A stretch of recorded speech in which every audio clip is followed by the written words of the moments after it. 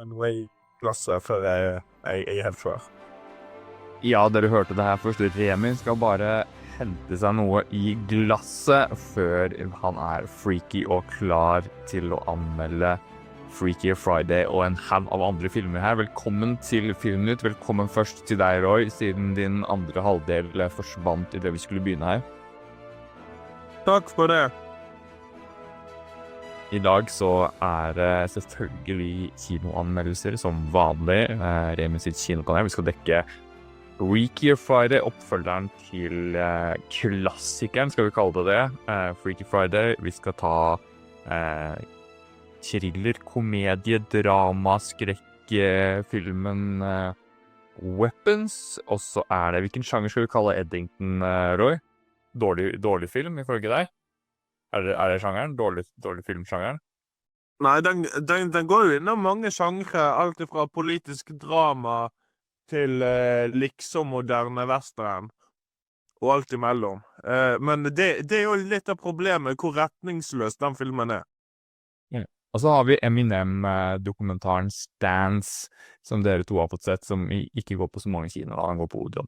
Så, Remi, vi har såpass tid å snakke om nå, så vi bare kaster ballen rett over til Bergen, og du kan sette i gang.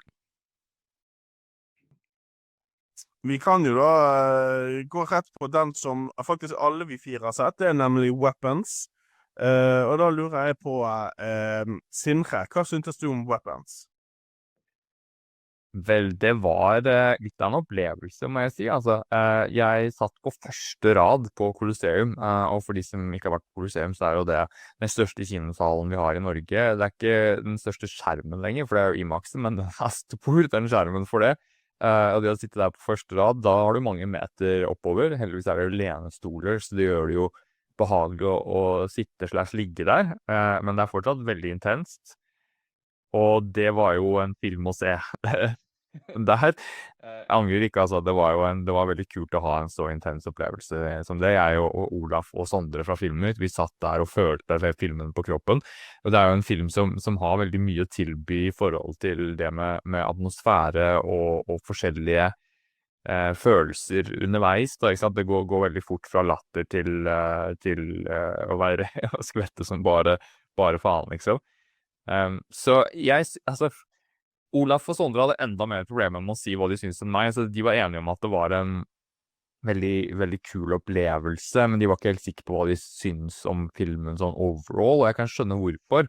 Det er en blanding av mange sjangere, det er en blanding av mange ideer, men jeg likte hvor uforutsigbar og overraskende den var, og at den hadde såpass mye å tilby av det jeg liker med film, da, bruk av musikk og bra skuespill og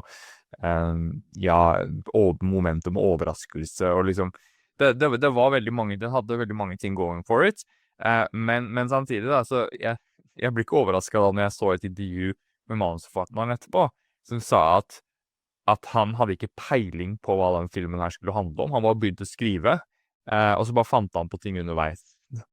Og så måtte han jo få det til å gi mening, sånn at han måtte jo stoppe underveis og bare, ok, nå har jeg satt disse spørsmålene, jeg aner ikke hva svarene er, men jeg må finne svar på det. Og det synes jeg man merker, hvis man tenker gjennom det med filmen, så er det sånn, jeg følte ikke at dette her var en sånn spoiler alert, men at dette her var en sånn type voodoo, overnaturlig hekse, eller hva man skal kalle det. Altså, det så ikke for meg at det var den retningen vi skulle gå. Og det gjorde tydeligvis ikke manusforfatteren heller. Ikke sant? Og selv om ikke det er noe som tilsier liksom, i første akten at det ikke kan være det, så er det ting som på en måte naturlig kanskje er der av og til hvis de som lager det vet, hvis dette her hadde vært liksom satt i Conjuring-universet eller et eller annet sånt da. Så hadde de som lagde filmen visst på forhånd hva dette var for noe, og da hadde det nok vært litt lettere å lese fra starten av hva dette var, men jeg synes jo det var noe av det som også var forfriskende. Samtidig så gjorde det filmen kanskje føltes litt sånn disjointed og usammenhengende også, så du på en måte får noe veldig kult ut av det, og så tar det bort noe av det også da. Så jeg tror det var derfor de andre jeg så den var såpass usikre på hva de egentlig følte om filmen da. Men jeg skal kutte der. Jeg kunne snakket om den filmen her i detaljer mer, men det kan jeg heller gjøre når jeg har vært ute en stund, hvis jeg vil gå inn på mer ja, spoiler-greier. Men 7 av 5, nei, 7 av 5, 7,5 fra meg. En veldig kul opplevelse å se på kino. Så jeg anbefaler, hvis man i det hele tatt er nysgjerrig, så se den på kino. Mm. Jeg merket når jeg så han, så syntes jeg at de begynner jo med dette er en sann historie, er det en karakter som narrator. Og da sa jeg høyt i kinosal. Åja, ja vel. Fordi at jeg hadde utagsatt til historie. Jeg synes det er litt lame at skrekkfilmer hvor det åpenbart ikke er det. At vi liksom...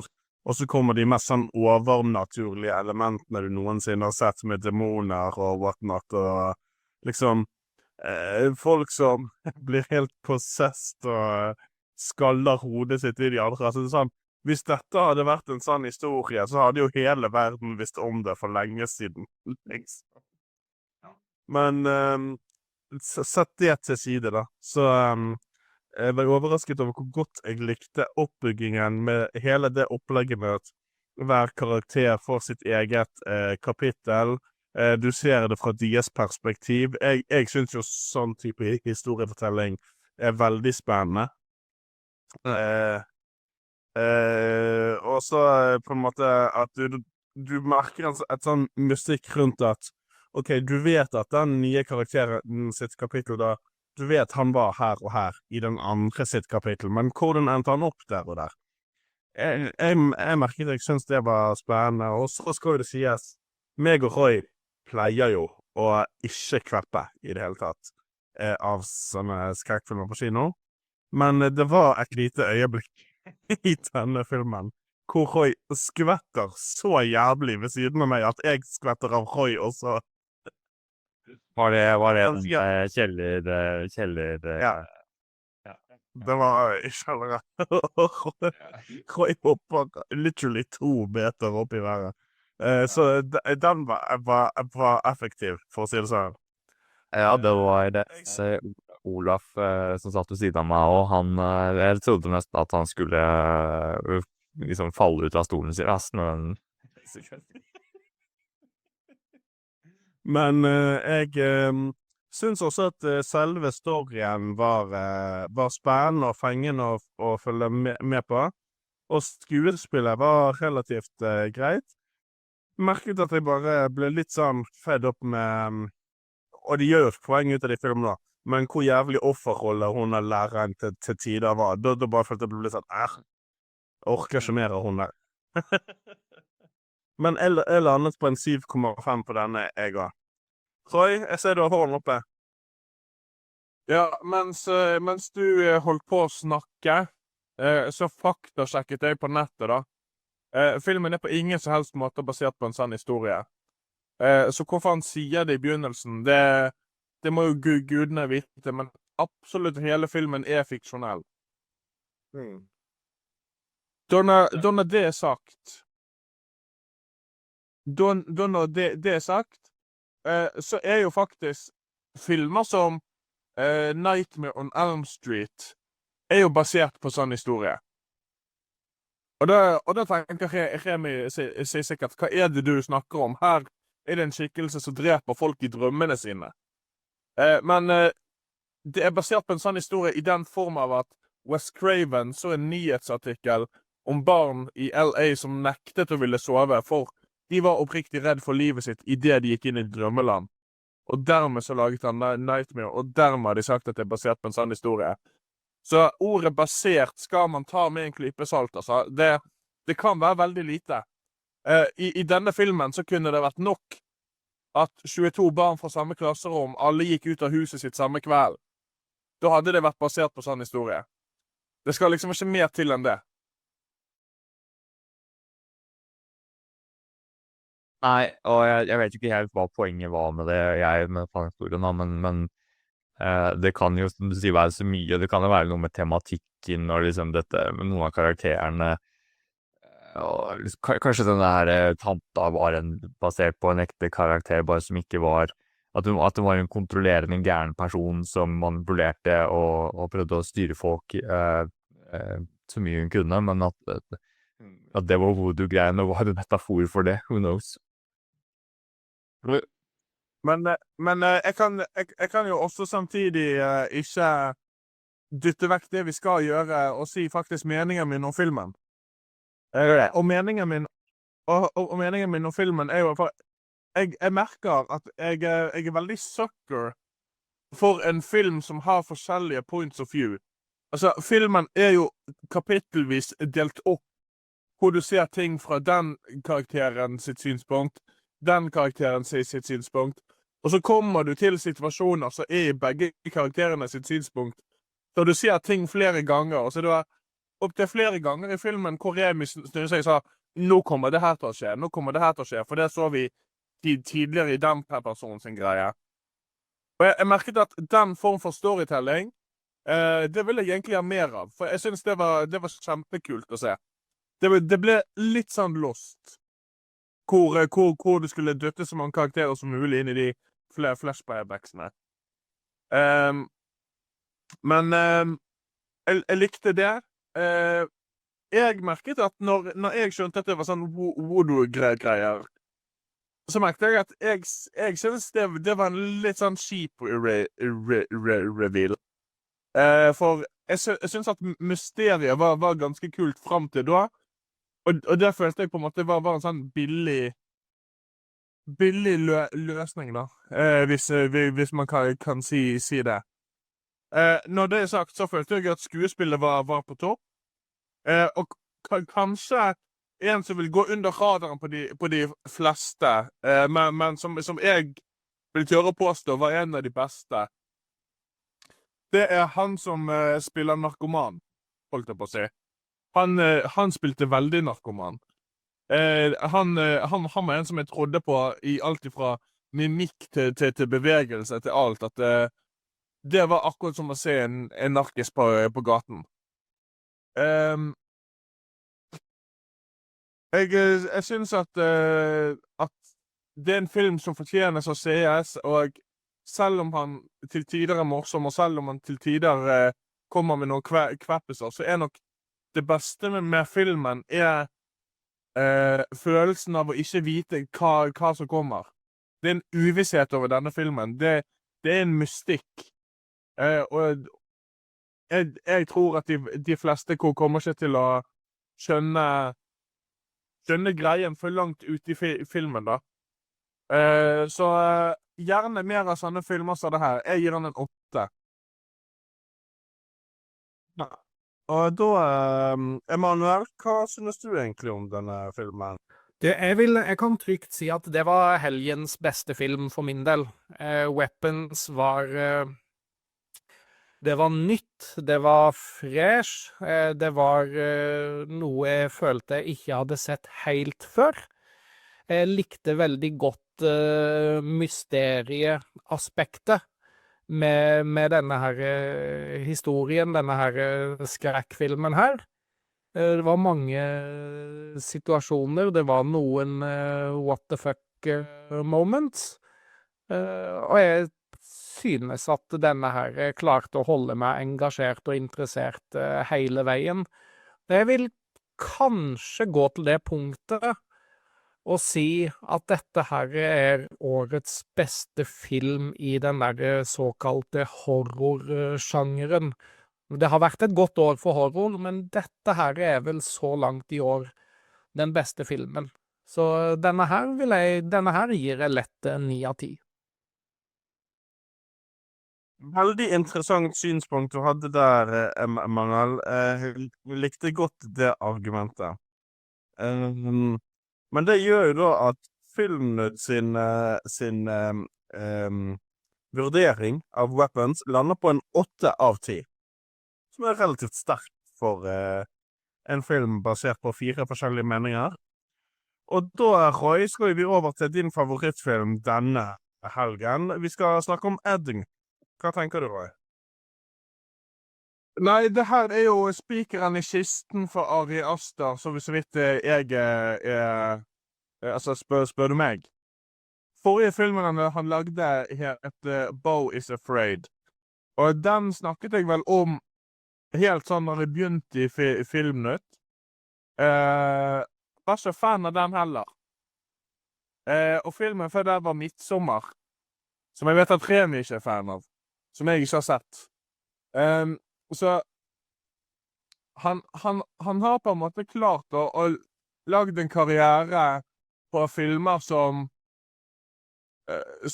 pretensiøst nok til at gjerne kritikere og veldig sånn filmgeeks liker det, men jeg liker det ikke.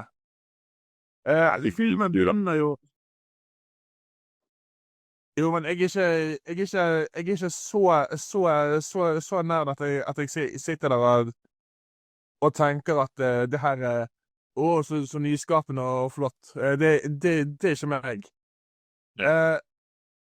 Problemet mitt da, hvis jeg bare skal si det, er at filmen begynner jo som et politisk drama som, og det skal han ha plusspoeng for det har ikke jeg sett noen andre gjøre.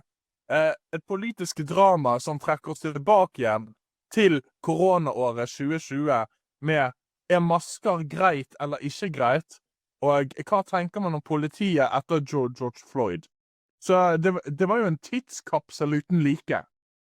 Men når det er sagt, så begynner det som politisk drama, og så tar folk noen merkelige valg i løpet av filmen, og så ender vi nesten opp i en slags westernaktig action-sekvens, hvor det er liksom det er Antifa mot Hanna Sheriffen. Og jeg bare synes at vi er innom litt vel forskjellige greier i løpet av denne filmen, til at jeg synes at filmen virket litt retningsløst. Det virket ikke helt som han visste hva han ville, og jeg gikk ut av filmen og spurte meg selv oppriktig, hvorfor er filmen lagd? Hva ville denne filmen si meg? Jeg har ingen peiling utenom at jeg er sikker på at Ari Aster var en av de som er imot vaksiner og maske under koronatiden. Ja, og da, vi får trekke det litt opp her. Emanuel, hva syntes du? Jo, jeg må si jeg gikk inn i denne her med veldig lave forventninger. De var ikke spesielt høye. Jeg har sett for meg at denne her er for en veldig spesiell smak, men fra første øyeblikk så klarte denne her å engasjere meg, fordi at for meg så handler det veldig mye om det å kunne sette seg inn i hverdagen til disse karakterene og klare å relatere til det, og handlinga foregår i en amerikansk småby, et lite samfunn, holdt jeg på å si. Og det er klart det at når man ikke har kjennskap til den type småsamfunn, og hvordan ting i verdensbildet kan påvirke, så skjønner jeg at det kan være vanskelig å forstå hva som på en måte får befolkningen der til å tikke. Og det er klart det at du kan ikke sammenligne et småsted som det der med hverken Oslo, Bergen eller for den saks skyld Arendal eller Grimstad, fordi at det er ikke småsamfunn i den forstand. Jeg har tilbringt store deler av oppveksten min i en liten landsby på Kreta i Hellas, og vet godt hvordan sånne småsamfunn fungerer. Og når noe så dramatisk som en koronapandemi, når det plutselig kommer og skal begynne å liksom styre hvordan folk skal leve, så kan jeg skjønne at det kan få folk til å reagere. Parallelt med disse her koronarestriksjonene som han da går til valg på at han vil sørge for at befolkningen der ikke skal måtte påtvinges blant annet det å gå med munnbind og ikke kunne leve normalt, så bryter jo da løs var det George Floyd han hette? Han som på en måte ble banket opp, det som på en måte var opptakten til hele den der Black Lives Matters-bevegelsen. Man ser hvordan det påvirker lokalsamfunnet der, ved at folk begynner å protestere og skape opptøyer i det der lille samfunnet. Så man ser jo hvordan sånne småsamfunn blir påvirket av ting som kanskje ikke helt angår dem, eller og sånne ting som det der. Og så,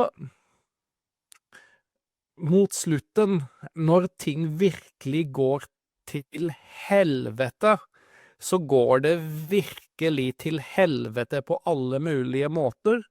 Og det synes jeg var veldig underholdende. Jeg synes den her var engasjerende. Jeg synes den var godt laget. Det var godt skuespill. Og jeg synes dette her var noe helt annet enn ganske mye annet jeg har sett på kino den siste tida der. Men jeg skjønner at dette her kan være fordøyelig hvis man ikke helt skjønner hvordan sånne samfunn fungerer. Så jeg ser at denne her ikke er for alle, men jeg lander på 8 av 10 på den der. Jeg synes det var et godt stykke arbeid. Emanuel, jeg må si meg litt uenig med deg der. Jeg synes jeg ikke liker lunken som Roy på denne filmen, men jeg synes ikke at denne filmen klarte å holde det så bra. Jeg synes det var forfriskende å gjenoppleve på kinoen en tid som jeg har ferskt i minne. Alle sammen har sin opplevelse av denne tiden. Både fra Black Lives Matters til George Floyd, til korona, til masker, til hold meteren og alt sånt. Så bare tenkte jeg, det her har jeg vært en del av. Så det var litt gøy. Når det er sagt, så er jeg enig med Roy i det at det føles som en film som ikke helt vet hva den har lyst til å gjøre. Men samtidig også klarer han å holde en interesse oppe mesteparten av tiden. Men jeg sitter også igjen og tenker litt sånn der den kom med noen sånn samfunnskritiske poenger, men jeg satt også litt igjen og tenkte meg, hvorfor så jeg det? Denne filmen. På en måte. Så jeg synes ikke han var så katastrofedårlig som Roy gjorde, men jeg var litt skuffet når jeg gikk ut, på en måte. Så jeg ga den en 5 av 10. Og det vil jo da si at Eddington faller da på en Filmnet-score 5,3. Men Roy, nå føler jeg at vi må rett og slett gå videre til noe litt mer positivt og lysbetont. Vi har jo The Frequel er på kino nå. Freakier Friday. Roy, hva syntes du? Jeg skal holde den egentlig ganske kort og si at det her er en lettebeint historie som alle klarer å følge med på. Hvor egentlig det største bragden i filmen er de her 4 skuespillerne som klarer å spille hverandre på en troverdig måte, selv om det er helt klart, altså, noen vil kalle det til den graden at det blir periodisk. Men jeg synes at det ble såpass troverdig, og den hadde hjerte, den hadde latter. Jeg synes, all in all, det her var en good time på kino. Jeg gir den 8 av 10, og så sier jeg at hvis du er fan av eneren, så kommer du definitivt til å være fan av toeren. Jeg syntes om denne filmen at det er på en måte oppfølgeren som er mye bedre enn hva den trengte å være. Jeg forventet en mellom 6 og 7 av 10 når jeg gikk og så den. Men det var sånn, humoren traff, jeg lo høyt i kinosal, både på cringe scener, så altså, det var sånn skikkelig klein, god humor. Og samtidig så gikk det et par scener til, så satt jeg der med tårer i øynene, fordi det var så rørende å se på de relasjonene mellom mor og datter og bestevenner som lærer å eller ikke venner, som lærer å bli venner, lærer å se fra hverandre sine perspektiver. En film som helt klart folk flest burde vært innom bare i form av det å lære å skjønne empati i en større grad. Til at jeg så senere i filmen satt der og headbanget i kinosalen, fordi det var fengende låter de spilte. Denne filmen hadde litt av alt. Og jeg var ikke klar over at denne filmen skulle være så verdt det, så det jeg følte at den var. Så veldig positivt overrasket over denne filmen, og jeg lander på en 9,6 av 10 til denne filmen. Emanuel, da, hva tenker du? Jo, mine tanker begynte å svirre egentlig rundt litt grann om jeg var på rett sted når jeg kikket rundt meg i kinosalen, fordi at når jeg så rundt i kinosalen, så jeg jo det at jeg var langt ifra målgruppa for denne filmen her. Det var jo bare småjenter i salen, og meg og fruen. Men jeg lot ikke det plage meg. Jeg tenkte jeg skal la den filmen tale for seg selv, og jeg skal innrømme at jeg har jo kost meg med den originale filmen, eller det er jo ikke den originale filmen den er en oppfølger til, er en nyinnspilling av en film fra 70-tallet som det har blitt laget 18 nyinnspillinger av, men jeg tenkte, ja, vi gir det en sjans. Jeg synes at denne filmen her klarte å underholde godt nok med det den skulle være. Det var jo en film med ganske mange sånne der kleine situasjoner. Det er klart det at Jamie Lee Curtis og Lindsay Lohan, det var jo de som bar filmen, men det skinner jo veldig igjennom at Lindsay Lohan egentlig ikke er en veldig god skuespiller når hun ikke spiller en tenåring som er i kroppen hennes, holdt jeg på å si. Men bortsett fra det, så synes jeg det var morsomt, spesielt Jamie Lee Curtis. Det var veldig mye morsomhet rundt det at hun har blitt gammel, og hun må jo ha ganske mye selvironi når hun spiller veldig mye på det at hun er gammel og har en gammel kropp.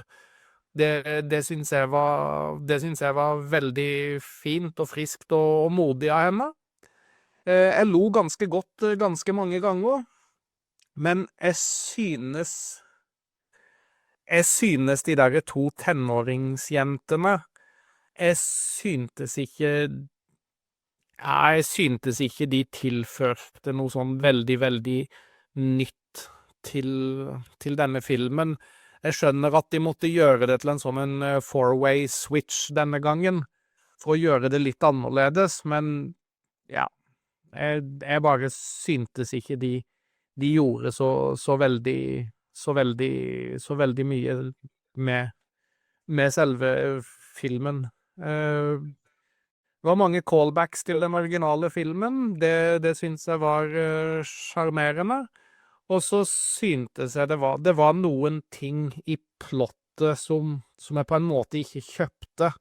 Altså, bare fordi at du bytter kropp med noen, så gir det jo ikke mening at, og selv om de adresserte det i filmen, det gir jo ikke mening at du bytter dialekt automatisk, at du går fra at ikke du snakker med britisk dialekt. Det gir ikke mening. Det var litt sånn småting som irriterte.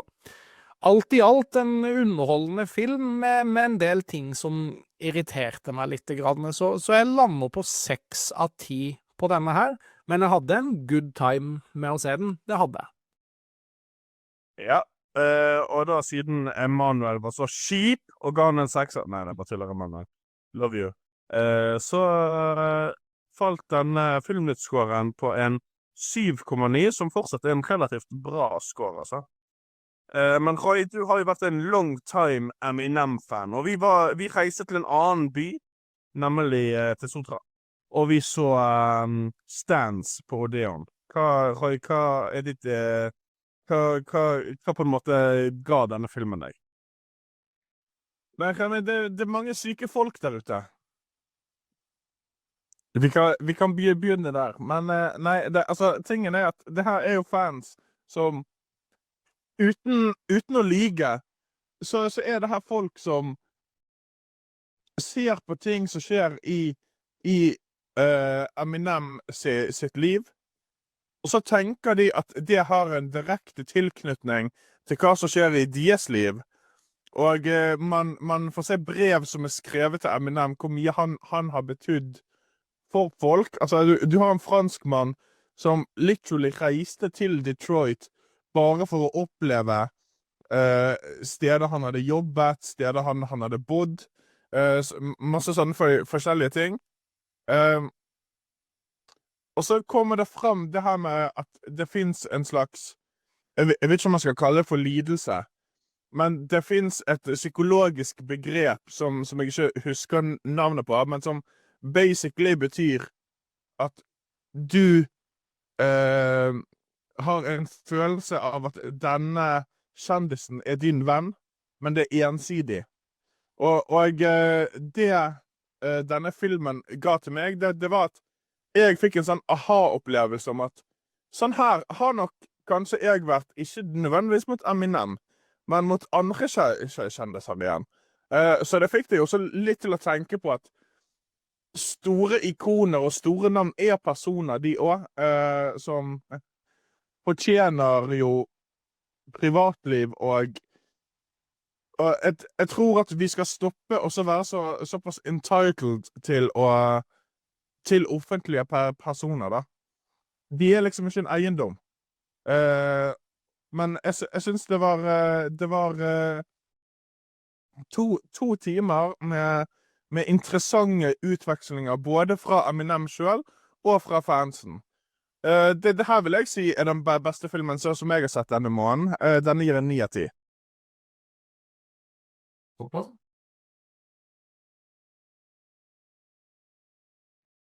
Jeg også likte denne filmen veldig godt. Jeg likte den jeg var ikke klar over at det skulle være en Eminem-dokumentar til den graden som det var. Jeg trodde det mye mer skulle handle om disse fansene da, som hadde skrevet til han og sånt, og hvordan Eminem sin musikk er relatert til dem. Så du får det også, misforstått som rett, men det er liksom delt inn i 2. Det er både hva som skjedde med Eminem, og hva som skjedde med de, og hvordan det som skjedde med Eminem hadde noe å si for de, og hvordan de bare på en måte forstod Eminem i en høyere grad enn hva resten av verden gjorde, fordi at Eminem har en personlig connection til de. Samtidig så du får Eminem sin historie om alt han har gått gjennom, som er ganske mye. Jeg har jo ikke vært en større fan enn at jeg bare har likt musikken. Jeg er ikke... Hvis Eminem sin venn døde, så følte jeg ikke at det var min venn som døde, for å si det sånn. Det gjorde disse. Det var jo han ene som sa at han måtte ringe seg inn syk i lengre tid fra jobb, for han var så lei seg for Eminem sin venn hadde dødd. Og så har jo du hun som, bare for å komme med et eksempel da, og hun begynte å jobbe på en fastfood-kjede fordi at Eminem hadde jobbet der, og så tenkte hun, hvis jeg jobber her, så kanskje jeg vil møte han en dag. Så... Men samtidig også var det mange av historiene deres som også var veldig spennende å høre på. Så som en dokumentar så synes jeg denne filmen fungerte veldig godt. Og som en Eminem-fan så bare skulle jeg ønske at de hadde mer varierte Eminem-sanger i den dokumentaren. Men jeg skjønner jo at det er ikke en Eminem-konsert. Vi skal ikke bare høre på Eminem-sanger i 2 timer, liksom. Så jeg skjønner det at de måtte balansere det litt, men sant, altså, det var et par bangers jeg skulle likt å ha med i denne dokumentaren.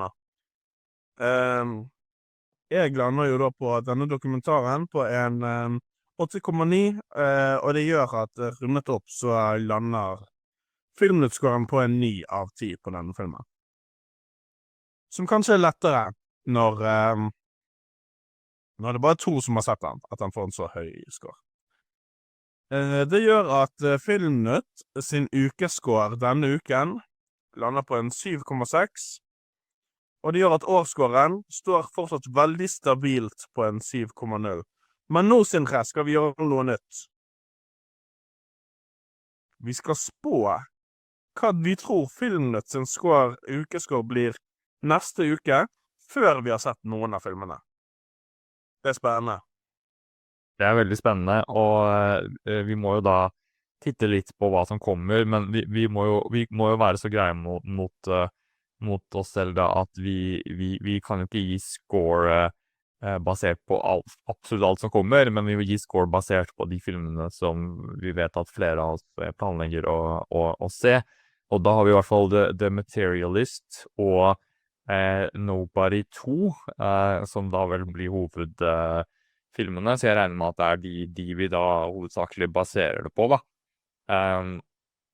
Og jeg, basert på sånn som la oss si at alle vi 4 ser begge de 2, da, sånn som jeg kjenner oss nå, så tror jeg at Nobody 2 kommer til å jevnt over bli godt likt, ikke kjempegodt likt, men godt likt, og så tror jeg at det kommer til å være litt mer lunkent til The Materialist. Jeg tror i hvert fall en av dere kommer til å synes at den er veldig kjedelig. 5, 7... Jeg tror det blir en litt sånn 6,8, spør jeg. Etter det jeg har sett fra The Materialist sånn, i trailer og prom og sånt, så hadde jeg en følelse av at dette kanskje ble liksom dette året sin Anyone But You, eller sånn som jeg husker i den Swedish-type film. Og det tror jeg slår bedre an enn man skulle tro av og til. Det er gode skuespillere i bunnen her også. Så jeg velger å tro at vi er positive til i alle fall begge de 2. Og derfor så lander jeg på at jeg tror en 7,2. At de er oppe der. Vet du hva, jeg retractor når jeg tenker meg om. Har dere sett noe på det igjen, forresten? Ja. Jeg likte Hva synes dere om den? Ja, forresten, jeg tror kanskje det er et par av oss som kommer til å være sånn opp på 9 av 10 og sånn på den. Så jeg tror jeg øker til nesten samme, jeg øker til 7,1, ja.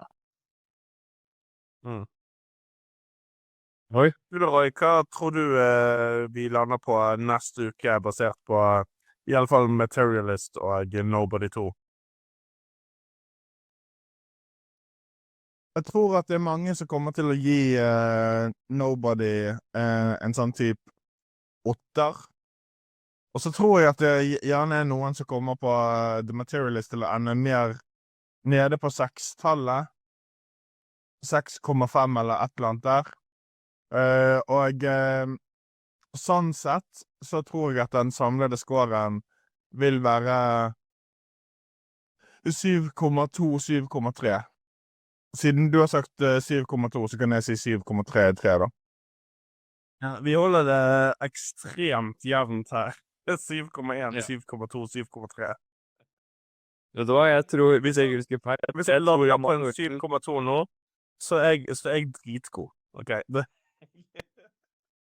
Og Emanuel, hva spår du? Du velger 7,4, ja, ok. Okay. Han gjorde faktisk det. Hvis jeg ikke husker det, så jeg at han gjorde det.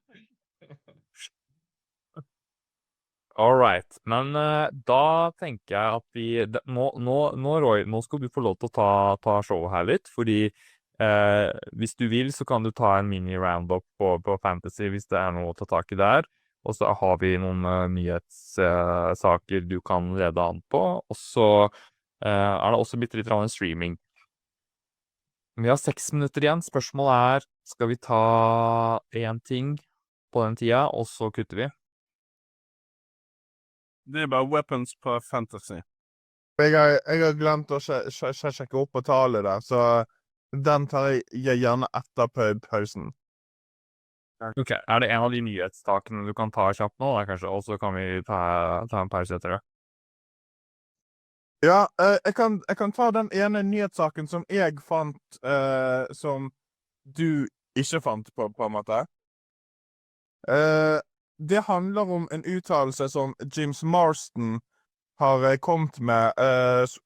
Og han er tilbake igjen og spiller Cyclops i nyeste Doomsday. Og i et fullendt øyeblikk vender James Marsden tilbake igjen til rollen som først satte han på kartet. Uttalelsen hans går som følger. Jeg begynner å bli litt ivrig etter å ta på meg superheltkostyme.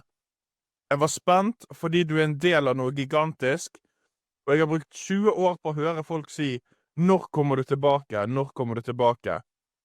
Jeg er død. Vel, kanskje ikke. Jeg kommer til å få det vanskelig med å komme i kostyme hvis de hadde ventet et par år til. Så det har vært kjempegøy, det har det virkelig.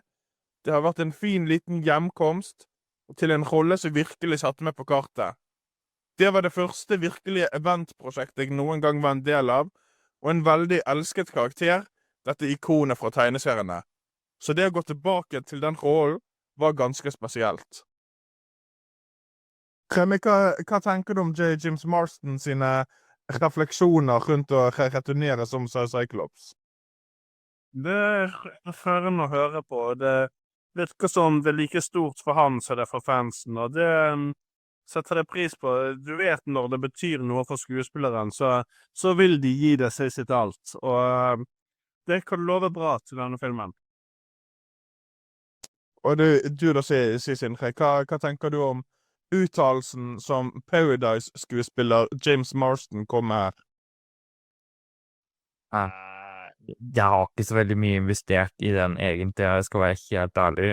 Mulig at det er litt kjedelig av meg å si det, men han er aldri en karakter som jeg har brydd meg noe om i de filmene, så jeg melder pass. Ingen kommentar.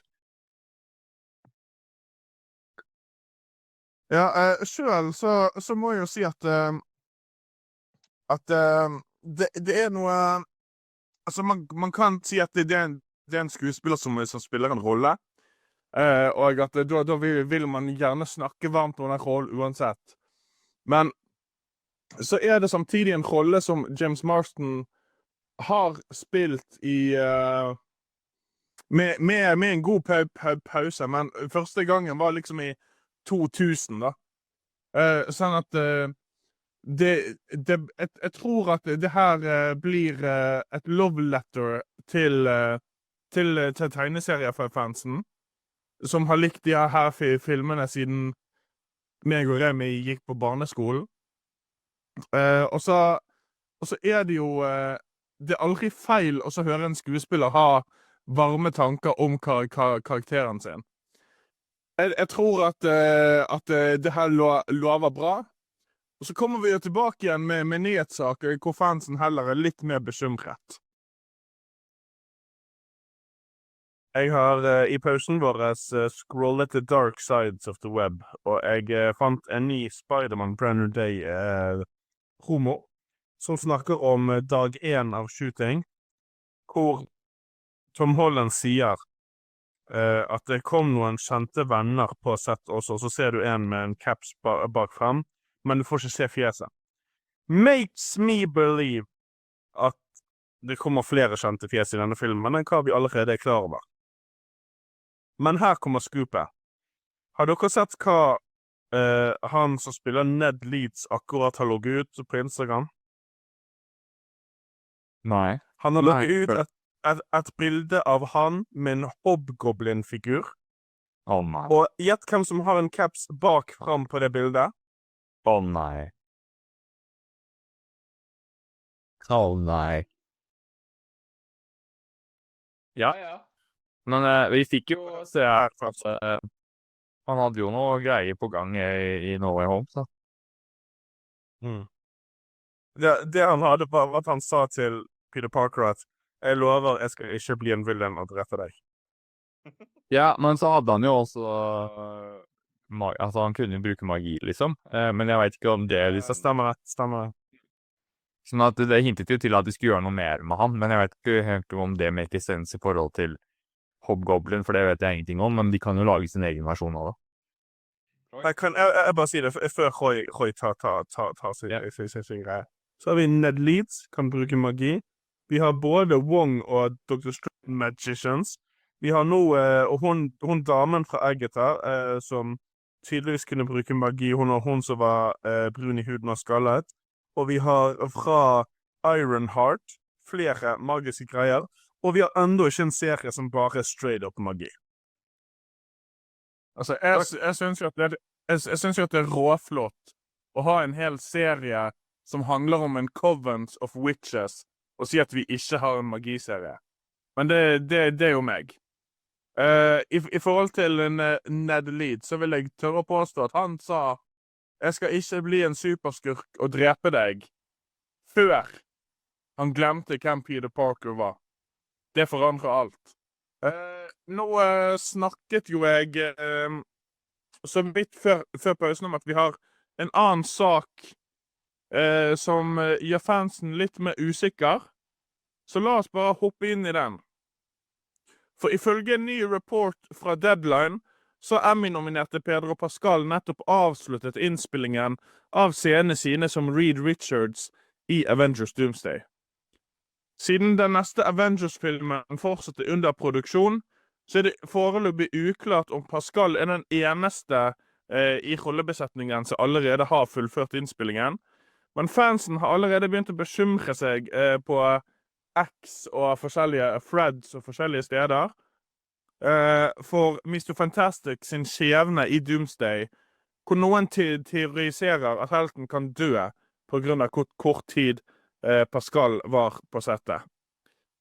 Jeg vil bare begynne der, før dere får si deres tanker rundt denne nyheten. Så vil jeg bare begynne med å si at jeg tror ikke at han er ferdig på settet. For Marvel er jo notorisk kjent for det her med reshoots og greier.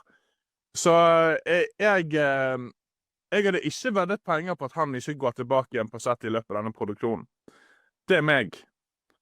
Remi, hva tenker du om denne teoriseringen om at Mr. Fantastic muligens dør på grunn av at han allerede er ferdig med de planlagte shootsene for Doomsday?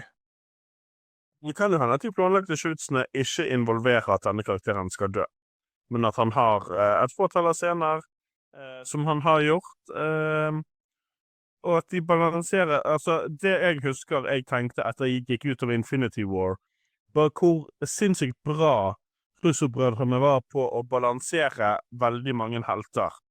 At det føltes ikke som at de her heltene var tvunget sammen.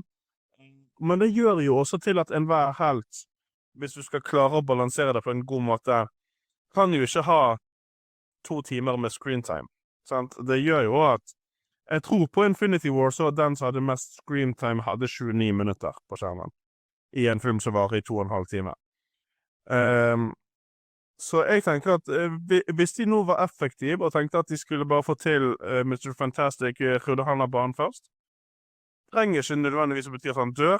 Det kan også hende bare at de tenkte, nå har vi han her, nå tar vi alle scenene hans, ferdig med han, videre til neste, liksom. Ja, som Remi er inne på, så er jo halve verden og fandens oldemor med i denne filmen. Tror du det er rett og slett snakk om at Roland som en blant 50 er såpass liten at det er rett og slett bare det at han er ferdig med sine 9 minutter i denne filmen? Altså, nå husker jeg ikke helt hvor lenge det er siden de begynte å spille inn, da. Det er jo ikke fryktelig lenge siden, men han kan jo ha filmet en stund, da. Så jeg tror ikke man skal liksom ta det for gitt at den er kjempeliten, den rollen hans. Men jeg tenker at dere er inne på noe med mange karakterer, og så er det jo også two-parter det her, ikke sant? Det er så vanskelig å vite hvordan de har valgt å strukturere det over de 2 filmene. Man har hørt en del snakk om at han blir satt opp som den nye lederen på en måte, men hva betyr det egentlig i den settingen her, og er det liksom noe som skal da gjøres og etableres gjennom de 2 filmene da, ikke sant? Det er så mange måter vi kan gjøre det på. Han kan jo godt ende opp med å være den viktigste karakteren i de 2 filmene her til sammen, uten å ha en kjempestor rolle i den første filmen. Ikke sant? Det kan være at han ikke er med i de 2 første timene en gang av den filmen her, og så er han en som da kommer inn, eller sånn, noen må på en måte finne, eller et eller annet da, ikke sant? Siste halvtimen av den filmen her, så blir han kjemperiktig, ikke sant? Han med siste 20-30 minuttene og spiller en veldig viktig brikke, og så setter de han opp som kanskje den viktigste brikka på The Good Side da, i neste film igjen, ikke sant? Så det så mange måter de kan gjøre det der på, så jeg ville ikke lest veldig mye i det der, og jeg har liksom vanskelig for altså, de skifter mye da i Marvel, de gjør jo det, de har jo liksom fleksibilitet, og de endrer jo på ting og sånn, men at de liksom har satt opp han til å være the main guy, liksom, og så plutselig skulle de ha ombestemt seg. Jeg skjønner ikke helt liksom hvorfor skulle det ha skjedd nå, liksom. Den har jo ikke gjort det så dårlig, den Fantastic Four-filmen, liksom.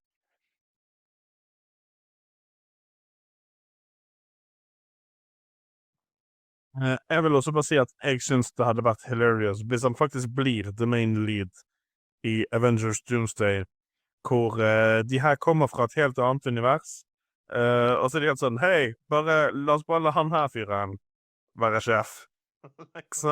Men jeg vil også bare si at jeg mener jeg så et intervju med Chris Evans i forhold til The Materialist, hvor han sier at det var derfor Pedro ikke kunne være her i dag, for han redder verden med mine gamle venner.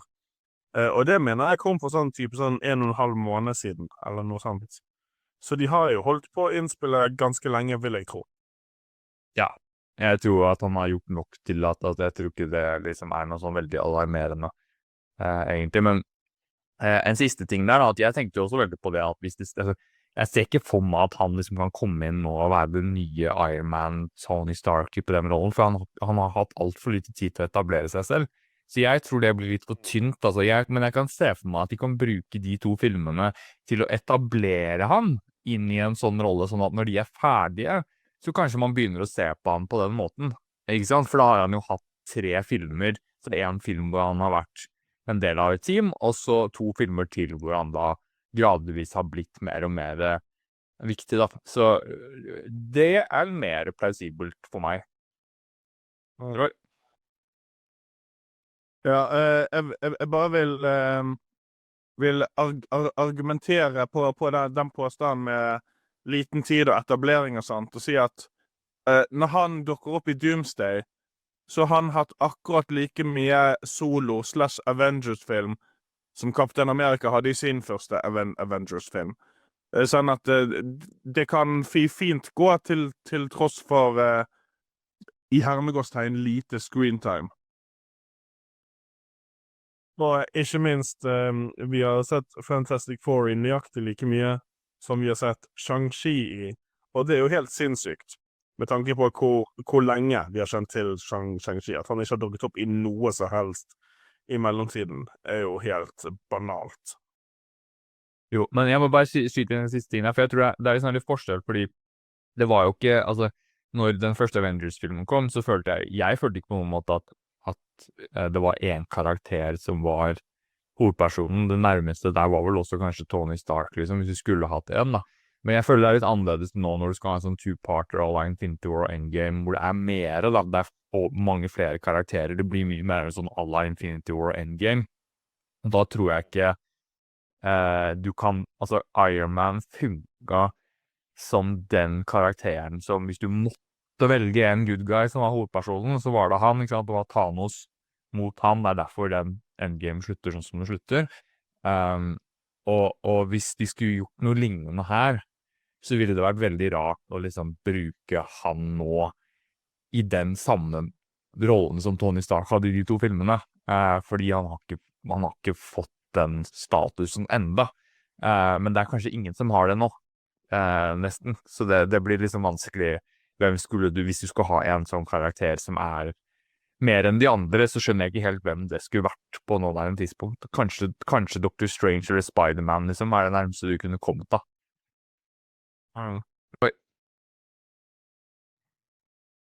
Ja, men jeg tror vi snakker om 2 forskjellige ting her, for jeg tror ikke at Mr. Fantastic kommer til å bli en hovedperson sånn egentlig i den forstand så Iron Man føltes som. Men at han kan være lederen det kjøper jeg helt fullt og helt.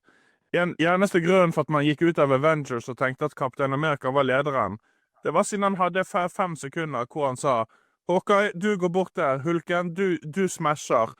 Black Widow, du er der borte. Sant? Altså, man trenger liksom ikke mer enn det, så er man plutselig lederen.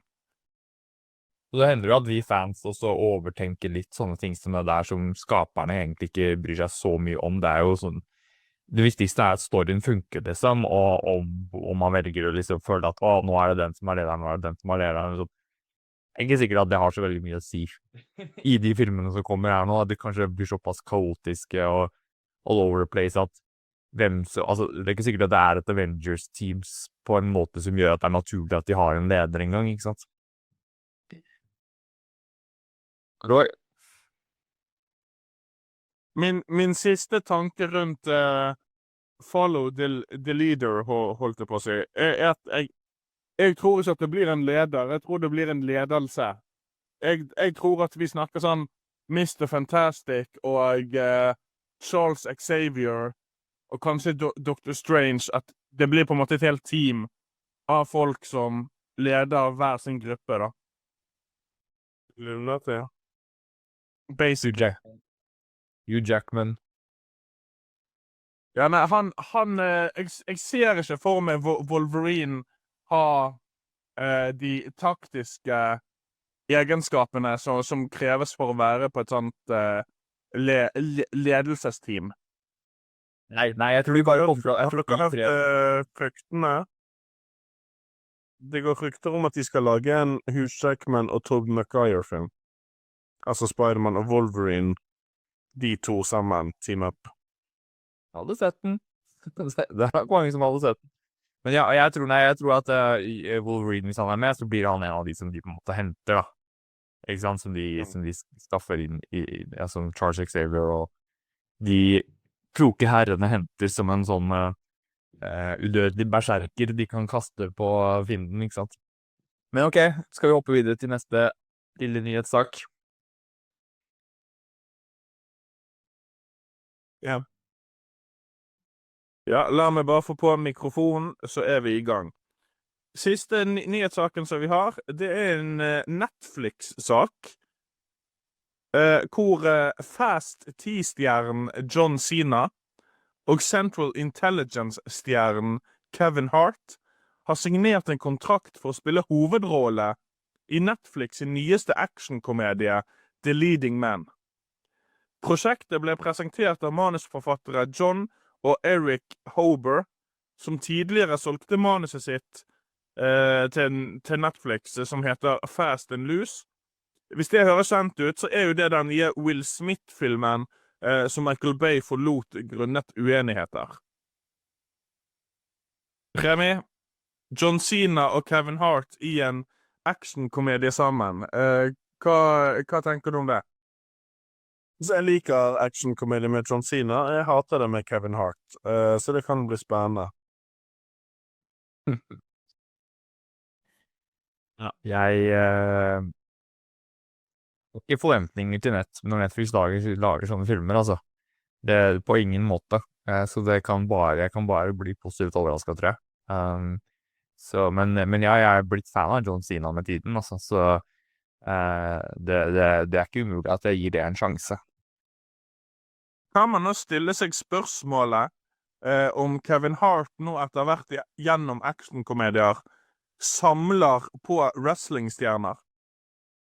For han har hatt et del filmer med Dwayne The Rock Johnson.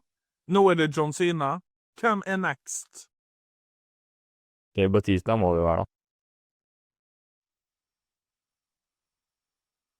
Mitt tips i hvert fall. Ok, men da var det vi hadde av nyhetssaker for denne gang. Jeg har en annen nyhetssak.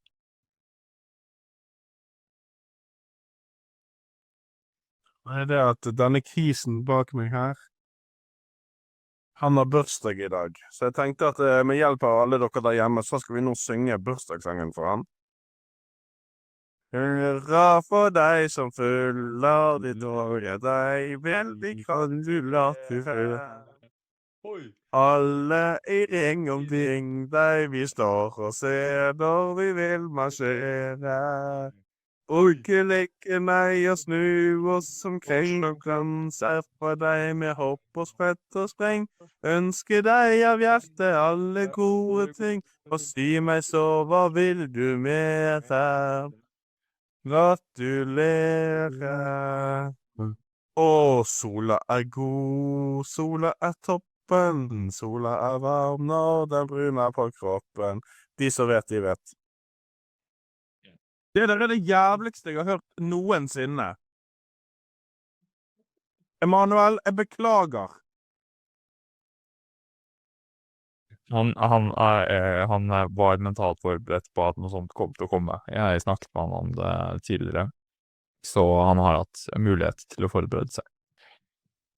All right. Da hopper vi videre til litt grann streaming. Jeg vil bare skyte inn før Roy kan få lov til å liksom gå gjennom sine ting, at jeg har hatt en lang streamingpause, for å si det sånn. Det siste jeg egentlig så ordentlig på streaming var vel var det Skeleton Crew? Ja, i hvert fall fryktelig lenge siden, nå at jeg har sett noe på streaming. Før så jeg masse med at det er kjempelang pause, men nå kommer høsten, og jeg har tenkt å plukke opp igjen. Jeg har begynt med The Studio, selv om jeg egentlig har lovet Roy å se Mobland, så har jeg vært dårlig på det. Men jeg skal da holde løftet mitt, Roy, og faktisk se Norges dummeste, som kommer, er det neste uke, eller er det 2 uker til, kanskje? Neste uke.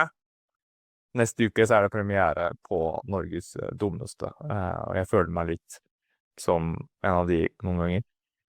Men jeg har sett The Studio, som er en serie jeg har sett Rogan som handler om filmbransjen. Han jobber som studio executive, og så prøvde jeg se første episode for en stund siden, og det virket litt for dumt, altså litt for overdrevet for meg, men han ga det en sjanse til nå, og jeg angrer ikke på det. Det er en fryktelig morsom serie for oss som er interessert i den bransjen der. Jeg vil bare anbefale hvis noen har en Apple Plus subscription, eller tenker på å ha det nå utover høsten. Og man kan prøve det uansett hvis man liker Seth Rogen, liker komedie, men spesielt hvis man har litt interesse for ting behind the scenes i den bransjen og sånn, og liker å se kjendiser spiller seg selv og gjøre mer av seg selv og sånn. Veldig gøy å se. Men Roy, du er mer oppdatert på streaming enn meg, så snakk litt om hva som rører seg nå, og så er det også noe veldig spennende som kommer denne uka her, faktisk, som jeg skal se, og du skal se. Yes, jeg kan bare begynne med å ha en kjapp sånn her repetisjon av forrige uke, for jeg vet at når det kommer binge-serier, så trenger folk gjerne mer enn en uke for å få med seg alt. Så da sier jeg at første del av sesong 2 av Wednesday nå kommet på Netflix. Samtidig hver torsdag så får du en ny episode i Pokerface på Sky Showtime. Krim-komedieserien med hun heter Natasha Lyonne, hvor premisset på en måte at hun har en gave som gjør at hun vet om folk bullshitter til henne, og det gjør at hun som regel klarer å løse forskjellige saker som hun dukker opp i. Der er det mange store gjestestjerner, som for meg er like gøy som serien selv å se. Hvem dukker opp denne uken? Utenom det så er det jo den store tingen denne uken er jo selvfølgelig at på onsdagen så får vi en 2-episoders premiere på Alien Earth. Som jeg bare må jeg sier det rett ut, jeg. Har ikke sett på traileren eller noe så helst. Så jeg vet egentlig ikke hva han handler om, men det jeg kan si er at 2 av de som er på regissørsiden har jo begge jobbet på for eksempel Legion, og han som har skrevet det, skrev også Fargo. Så de er jo ikke kjent for å lage dårlige ting. Så jeg er spent på Alien Earth. Det blir jo en ukentlig serie som man kan følge med på, vil gå frem til 23. september. Og så er ikke det så mye mer nytt og spennende denne uken her. Før vi neste uke skal snakke om både et superheltshow og norsk reality. Det blir snacks. Det blir spennende. All right. Da er det vel på tide at ja, før Emanuel kommer med update på hva som har premiere på kinoen denne uka her, så skal vi ta og titte litt grann på noen anbefalinger som vi har nå godt kommet tilbake igjen med ukas anbefalinger. Det er klart jeg har en anbefaling, Sindre. Og det er en film som du gjerne har glemt hvor god er helt til du bare ser den en gang til. Det er Kanonball, en film med baller. Veldig bra. Ja, det er litt av en film. Med blanker jeg på navnet hans. Hva heter han igjen? Vince Vaughn og Ben Stiller. Ja. Yes, min anbefaling er en serie. Ligger på Netflix. Det endte bare med to sesonger, men 2 veldig gode sesonger. Det vi skal fram til her er The Sandman, som for veldig mange gjerne kan oppfattes som litt treigt, litt tungt, men hvis du først kommer inn i det, så er det veldig bra. Det er bra skuespill. Jeg synes at storyen er ganske bra. Det er jo fantasy. Du går innom forskjellige realms. Både innenfor søvnens realm og vår våkenes verden. Og du besøker brødre og søstre som man har, som da er forskjellige, hva man skal si, entiteter som vi trenger i denne verden. Uansett om det er destruction eller destiny, sånne type ting. De er liksom en familie, da. Men han er veldig gøy. Jeg har nå en halvtime igjen av siste episoden. Og jeg synes at den fenger. Han fenger til tross for at hovedpersonen har et ganske monoton tryne. Men det skal han ha som Lord Morpheus, The Sandman.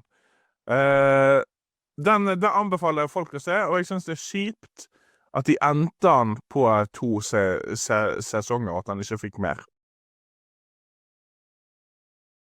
Remy? Jeg bare vil også si det at meg og min datter så i hva skal du si, sommerferien gjennom alle Stranger Things-sesongene, som er en serie som du kanskje gjennom årene glemmer at er en ekstremt god serie.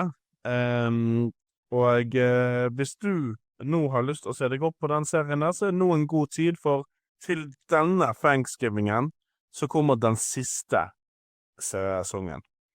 Så regner med at det kanskje blir litt retconning utover det, så hvis nå er tiden til å se seg opp hvis du ikke husker alt sammen. Ja, og min anbefaling blir en segway til neste segment her, som er hva som kommer på kino denne uka her sånn. Og det er action-komedien Nobody. Det er vel mer action enn komedie, men det er litt komedie. I filmene er det som dere er mest hype på, hvis dere skulle valgt en, kan begynne hos deg, Remy. Nobody 2.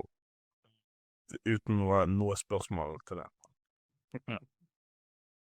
Og Roy? The Materialist. Ok. Jeg tror nok jeg er veldig fan av Pedro Pascal, altså, men i og med at jeg likte Nobody igjen såpass godt, og jeg er veldig usikker på hva jeg skal forvente av The Materialist, da, eller liksom lest litt så mye forskjellig om det, så det blir nok Nobody for meg også, da. Men jeg skal jo innrømme at Emanuel har overbevist meg om å være åpen for at dette indiske kan være vel så spennende som mye av det vestlige her, da. Ja, men jeg går nok for Nobody for det. Hvis jeg bare kunne sett en film, så hadde det nok blitt en fall. All right. Noe mer dere vil si da, gutta, om ting, kinofilmer og ting og tang denne uka her?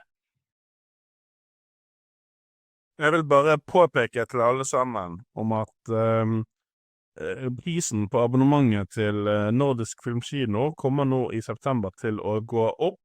Ikke med så mye, men hva er det, Roy, har du tallet på det? Ja, det kommer til å øke med 24 kroner. Og jeg vil bare påpeke da at selv om det øker med 24 kroner, så er det det sykeste tilbudet du kan ha.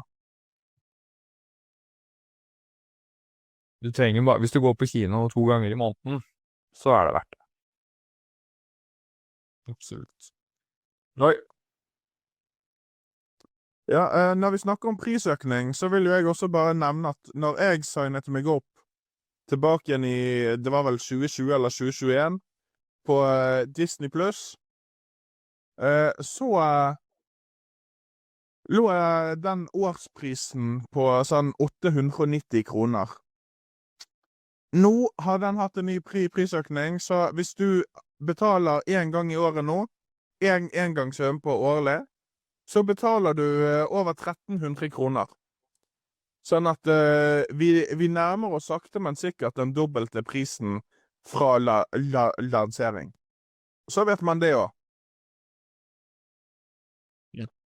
Sånt skjer dessverre, så jeg håper ikke de drar den for langt. Men det går nok litt i takt med økningen av billettpriser. Så jeg er der at det må i hvert fall, sånn som jeg ser det, det må i hvert fall holde seg under prisen av 2 billetter, ikke sant, for at det skal føles, altså det var i hvert fall sånn 2 gode billetter, da, sånn som Ringen kino, hvor det er litt over 200 kroner for de premium, altså de setene som de har i hovedsalen der, hvor alle er sånne alenestoler, liksom. Hvis det på et tidspunkt kommer sånn at abonnementet koster det samme eller mer enn 2 billetter koster der, da synes jeg at de øker det for mye, da. Levi? Dagens episode med en liten humoristisk observasjon som jeg sa. Dere alle husker America Chavez fra Dr. Strange 2? Ja. They literally made a Latino superhero which power is to cross borders.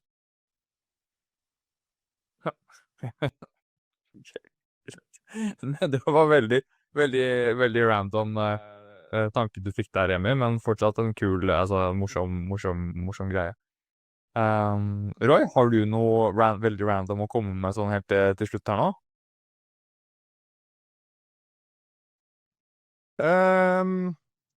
Jeg har akkurat funnet den siste Helix-glitchen i Første verdenskrig i Assassin's Creed. Så nå vet dere det. Nice. Ok.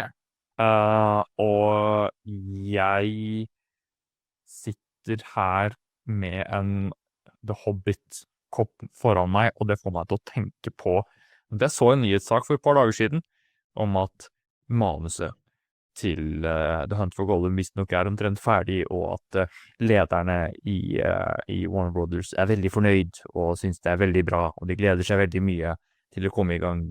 Så det betyr egentlig ingenting at de sier det, men vi later som de gjør det, og jeg velger å tro at det betyr at filmen kommer til å bli kjempebra. Nice. Men da, Emanuel, er det ditt faste segment der hvor du tar oss gjennom det mest spennende som kommer denne uka på kino. Ja, det er jo en del spennende titler som kommer på kino denne uka her. Hvis vi skal starte forsiktig, så er det enda en ny film med Pedro Pascal som har premiere denne uka her.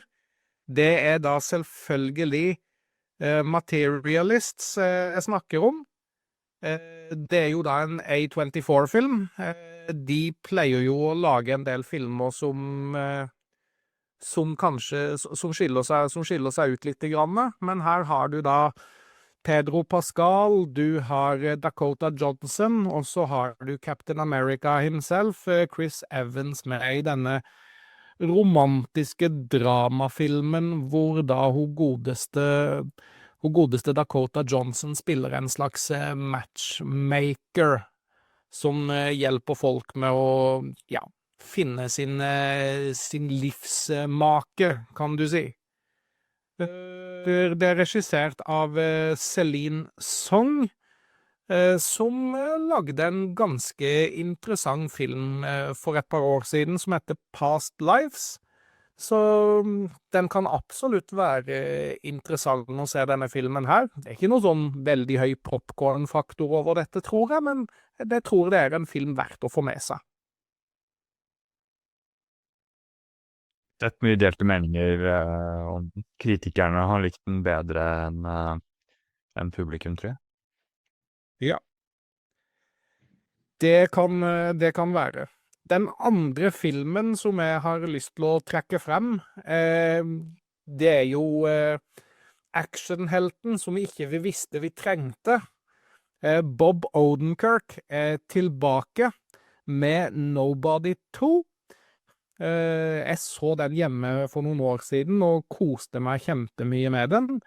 Actionfilm, veldig litt sånn inspirert av John Wick, sier mange, men jeg føler at dette her er en helt egen greie. Denne gangen så er han på ferie, og så skjer det komplikasjoner, så hva kan man si? Dette her blir en slags John Wick møter National Lampoons Vacation-filmer. Så den ser jeg veldig frem til å se. Ja, og det var de to, men det er noe indisk nå også, utom i hvert fall i Oslo, er det ikke det? Yes. Den tredje filmen som jeg skal ta og trekke frem her nå, det er det som er det store høydepunktet. Den har jeg billetter til å se på søndag, den vises på Sørlandet. Det er en film som heter Coolie, hvor da en av de største, eller mest sannsynlig den største stjerna i tamilspråklig film i India spiller hovedrollen. Han heter Rajinikanth. I tillegg så har du en annen superstjerne som heter Amir Khan, som for det meste er med i Bollywood-filmer. Han er også med i denne filmen. Og så er det regissert av samme regissør som lagde Leo for noen år siden, som var en av mine favorittfilmer det året der. Så den gleder jeg meg til. Det ser ut som skikkelig bonkers, bananas action på alle mulige måter.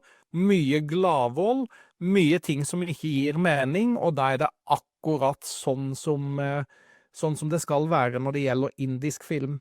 Det som jeg synes var veldig, veldig morsomt i forhold til hvor stor denne filmen her er, så tok jeg bare og så det at på premieren til torsdag, så viser de den i Colosseum, i den der store salen med 876 seter.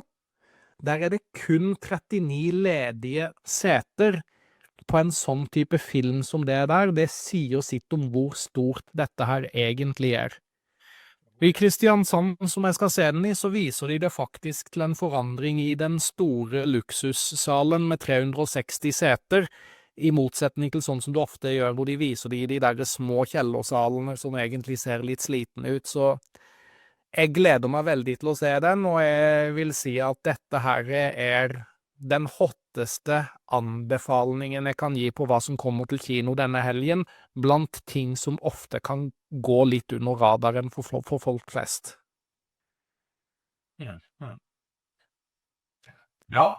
Etter opplevelsen jeg hadde forrige sommer med Kalki, som du dro meg på med, så har jeg et langt mer åpent sinn til filmer derfra, det skal jeg innrømme. Den er forresten på Netflix, hvis noen har lyst til å sjekke ut en veldig rar, men veldig kul og underholdende episk 3 timer lang indisk sci-fi fantasy actionfilm som ikke burde fungere, men som av en eller annen grunn fungerer veldig bra.